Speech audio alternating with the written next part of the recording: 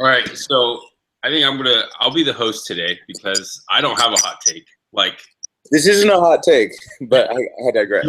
Joey was sharing a hot take with me a little bit earlier. Not a hot take, sorry, a prediction. So because I don't really have one, I digress. I'm gonna guide the two of you. Not a hot take. Not a hot take. I'll change the title. So, because I don't Wait, hold on. You hear that? Not a hot take. I'll change the title. So, because I don't What is going on right now? Okay, sorry. That was, I don't know what was going on there. It was like repeating everything we were saying. But Jesus, Roy. sorry, there's technical difficulties. Don't you see what I'm wearing? I'm working out of my mom's basement. Fair enough. We don't have a legit studio, okay? I'm not freaking True Hoop, all right? Try my best. All right.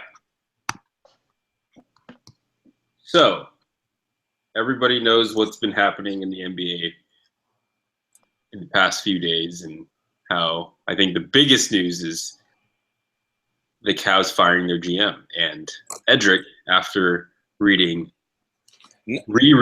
or reading a column written by I think Brian Windhorst. Not a column. That was a chapter out of the book. The chapter of his book, and the ESPN article was called "Come at the King, Best Not Miss." Is that right? I think that's what it was called.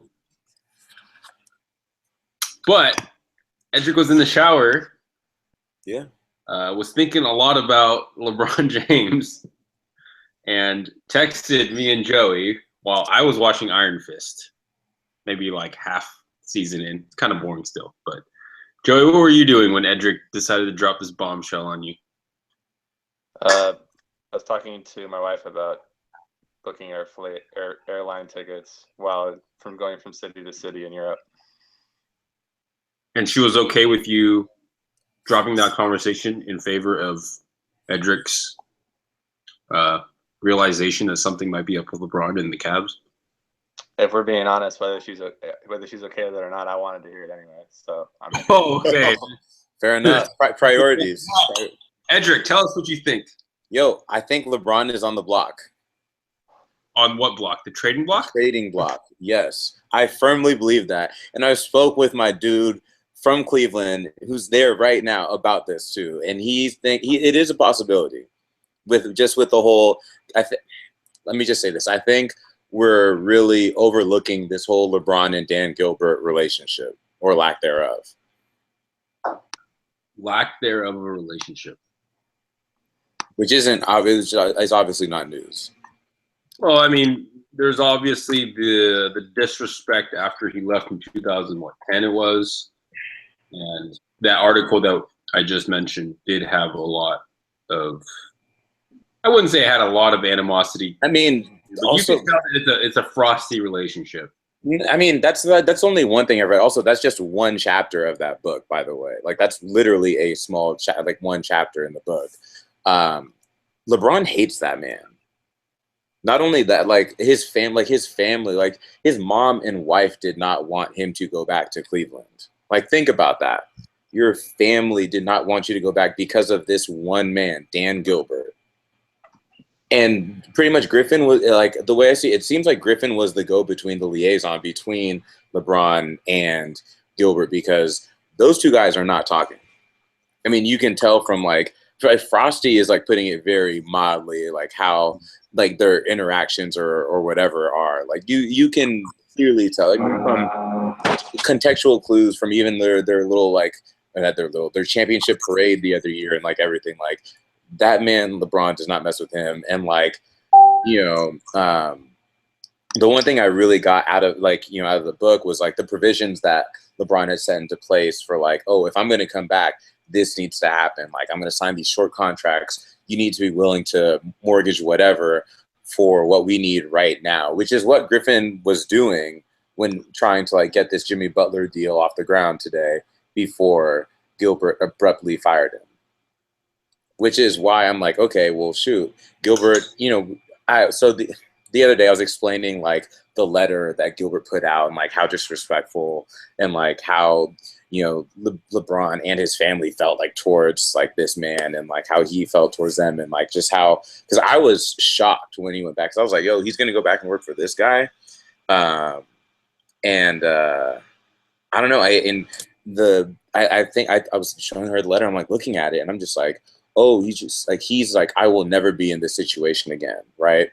And then now you have LeBron putting out, because we were saying the other day, I was like, yo, like you guys are believing this. LeBron doesn't have any leaks in his camp. Like if something gets out there, it's usually because he's put it out there. So like one, he puts this, LA possibility out here because one, I think he does. Yeah. Eventually we'll want to be in LA, but also like, yo, that's he like Gilbert, look, we need more to catch up with the Warriors or to like even really have a shot at beating the Warriors. So like do this now.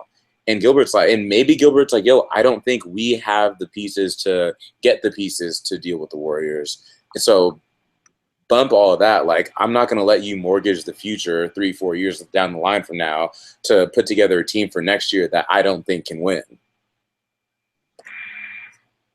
But like, you can't tell me that doesn't make, like, that makes more sense than anything else that we've been hearing. Like, oh, this man Griffin was in negotiations, possibly mortgaging, you know, the future, getting rid of Kyrie, who's on a long-term deal for Jimmy Butler, who clearly doesn't want to stay in Cleveland. Like, yo, no, we're not doing that. Like, that makes sense. And I could see Gilbert just being like, yo, I'm not going to be in the same position as last time where we just suck when you're gone. Let me get something for having you on this team. There was one really good. Say what? I don't see the end game here for Griffin. I mean, not Griffin, Gilbert. For Gilbert, he just doesn't want to be. Remember how shitty the Cavs were when LeBron left? He doesn't want to go back there. Like, they were depleted. Obviously, they were so depleted. They had nothing. Like, so, right, but with that roster being so depleted, getting rid of LeBron is kind of like I don't know. I feel like that would destroy that city again. Nah. Oh yeah, but hear me out. So say they, you know, we're gonna throw this. We're gonna throw whatever we have for, our only assets or our only future assets at Jimmy Butler or Paul George, right, for next year. We don't win it, and LeBron also is still not coming back. That's what Gilbert's looking at. He's like, oh, worst case scenario, everybody's gone. So like, I'd rather trade LeBron now for whatever haul I can get, where I can get, maybe I can get some picks, or maybe I can get something from like the Spurs or the Clippers or something, instead of just letting LeBron walk away for nothing, which he felt like last time. He was like, oh, you're my asset and you just like bounced on me and I got nothing in return for all this. And now I have a pile of shit. Like, I don't want that. I just want to point out that in the Windhorse passage of his book, there is the quote that says that I can never let a superstar walk in free agency ever again. Yeah. I mean, so that's really interesting, Edric. I mean, that's a great point. I think he's open. I think the door is open. He's listening. Obviously, it's going to take a lot, but what team wouldn't give up a lot for even a rental at LeBron? Look at what people are giving up for this in this rental market for Paul George. Like, I think he sees that and it's like, oh, we're talking about renting players for a year. Well, shoot, I got the best one. Let me see what I can get. I want to see if I'm trying to look up LeBron's contract right now. I mean, I can tell you 1 year he has the no trade, but like that's not really if he's with it, he's with it. LeBron James among short list of players with no trade clause. So just in case they was thinking of dealing him down the line, it's not up to Cleveland. So you're saying that pretty much they would have to see. That's where I'm kind of like, even if he is on the block, there would have to be so much stuff to happen for it to work. Look at what's going on right now. You think LeBron wants to waste a year on a team that's no better than they were last year, that can't make any moves because they don't have a GM? Like, what is going on right now? Like, why would LeBron want to be in this? Like, LeBron in his head, he's like, I know I'm not going to be here after this year. Like, what is it dope for me to like do this, run it back with this same team for the same result? But where else is he going to go that would have a better, where he would agree to go to have a better opportunity? I mean, Cleveland. It's only for a year, and if it's a trade, it takes on a whole different narrative than like, oh, he chose to like he has no problem leaving to go to the Lakers and like starting from scratch there, but like he doesn't want to go. He's not gonna. I mean, if it's a rental, it's a very clear like thing. It's, oh, this is a 1-year rental. Let's just see what's good. You know what I mean? Like that's a whole different thing than, oh, this is his new home.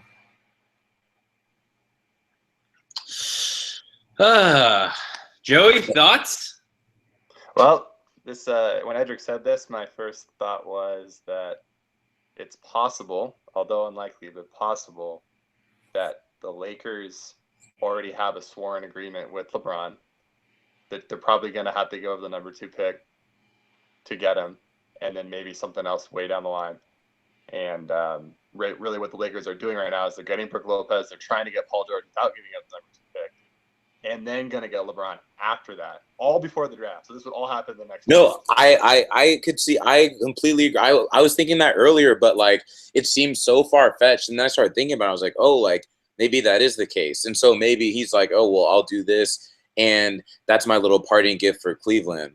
But at this, but at the same time, like I don't even know if he wants to do that because fuck Dan Gilbert. Like, seriously though. But anyway, he'd have no reason to really. I mean, LeBron has done everything that he can possibly do for that. But exactly, and as much as everything, everything he's done, all the power or whatever we say he has, he's still working for a man that he doesn't respect and hates. Like that sucks. So if it's Paul George, LeBron James, Brook Lopez, then you probably have to give up. Maybe you have to give up both Clarkson and Randall to get George, unfortunately. But then you still have Ingram, and then I don't know who you have left on your roster, but who cares? Because you can just fill that roster with. Yeah, it doesn't matter. You don't need to win this year. You know what I mean? Like even exactly, they're going to be like a dog. They'll sign us. Like we'll be all right. Well, I'll take the league minimum. Yeah, like we'll be all right. Like I work for free. Yeah, I mean, I didn't want to push it that far, but like I do think LeBron's on the block, one way or the other. Yeah, I mean, he's open. Extremely hot take. This isn't that. Like look at everything I've said. Like this isn't that hot. Well, Edric's take is not necessarily like really hot. I would think mine's is hot because it's like this is exactly where he's gonna go and why. But like the fact that Dan Gilbert might really literally be shopping him behind closed doors, like there's just a lot of evidence that's a possibility. I mean, players are shopped all the time, even great ones, and we just don't really hear about it. Yeah. True. So, but I feel like this is too big to keep under wraps. No, I don't believe that. Like I think this just started to like. I think LeBron put out the Lakers, whatever, just to like kind of push Dan Gilbert. Like, yo, look, like make these moves right now. And I think it just pushed Dan Gilbert. Like these guys don't like each other. What the hell is that? What? You just missed your whole last segment because some crazy noise went on.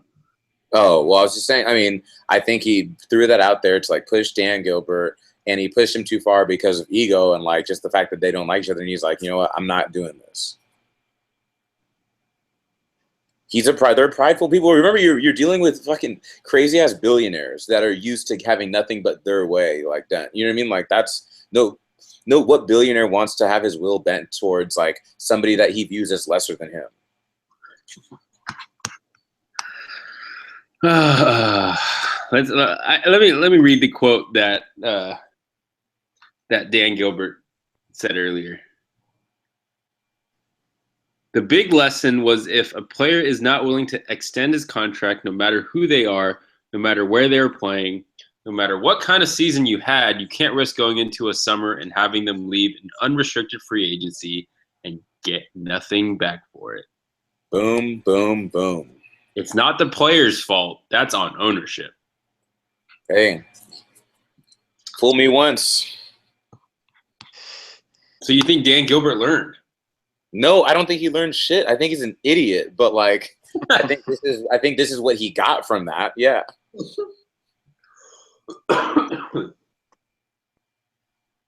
All right, Well, so we'll see. I mean, could happen. But yeah, we got to do it soon, guys. I gotta call it a night, man. I've been dying to tell. I've been trying to talk about this for mad long. so what are the predictions? What's coming up next? If he is indeed on the trading block, what is your? I mean, if somebody gives him, if somebody really throws that haul, I think it's likely we'll see LeBron get traded. I mean, I won't be surprised. This would be an unprecedented haul.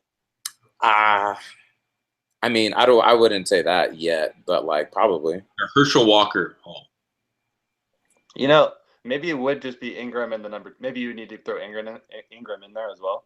But keep in mind that like this is like Gilbert knows that he doesn't have any leverage here either. Yeah. I mean, the whole world knows LeBron's not going to be back in a year. At least that's the way we're talking, and I think a lot of people are coming to that conclusion. So yeah, I mean, look at what's happening with Paul George. The fall you want. Well, it's interesting to talk about who has leverage in these situations because it's like, is it the player? Is it the team that's acquiring the player? Is it the team that's trading away? Because the team that's trading them away you would think that they'd have no leverage because they want to get some assets rather than none. Yeah. I think that the team that's giving up, I guess, assets would have some kind of leverage because they know LeBron is going there no matter what. Or let's just say Paul George. But in that case, LeBron would also not want to go to a place where he, depletes the roster or his help the next season. No, for sure. I mean, that's why I say, like, I don't necessarily think he's going to get traded to the Lakers. No. Yeah, that's why I think That's Joey's hot take. Yeah, no, I know, but that's why I think like he might get traded for. He's a 1-year rental at this point. A very big 1-year rental, but a 1-year rental nonetheless. But like, who wouldn't want to do that? Who wouldn't take that? Like, shit. 1 year, yeah. Shoot. Go to San Antonio. You can trade LaMarcus Aldridge. I honestly, that's one place where I was thinking. Yeah, I mean, they're losing most of their guys, anyways. They're losing LeBron and Kawhi. Yeah, I know. Very interesting. But I mean, I digress. I think, yeah, you gotta do it. All right. So what do you think is gonna happen? Who's getting him? Oh. With all that being said, I think he stays in. No, I don't know. It's like he stays in the Max. No, I mean, I said maybe he gets traded. I don't know. I think it depends. It depends on what teams are willing to offer. Well, it's on record. This is being broadcast live, and it'll be on my on my YouTube channel that has 0 views. But I mean, Joey says the Lakers. I think my Mavs will take a stab at it, but we won't come close to what Gilbert's looking for. And I don't want to give up the number 9 pick because Dennis Smith is on his way, hopefully. The Mavs were finalists the last time around, so we weren't. Dude, I don't want to hear it. We weren't finalists. They were the top 6 or something. That's what. We were given the courtesy of. He talked to us. Like the pretty girl looked at us one time. Like it's cool. Well, the 24 other teams didn't get anything, so. I mean, still didn't come home with us. Mark Cuban was in Cleveland, sipping on some coffee across the street. Yeah, and it was a nice trip, but at the end of the day, still didn't come home with us. She flirted one time, like smiled, waved. We thought we had a chance. Nah. Yeah, do you just trade HB for LeBron straight up? No. This is going off the rails quickly. Yeah, this is. I just rejected Harrison Barnes for LeBron. Like, no. I would take that trade. All right, Joey, what's your prediction?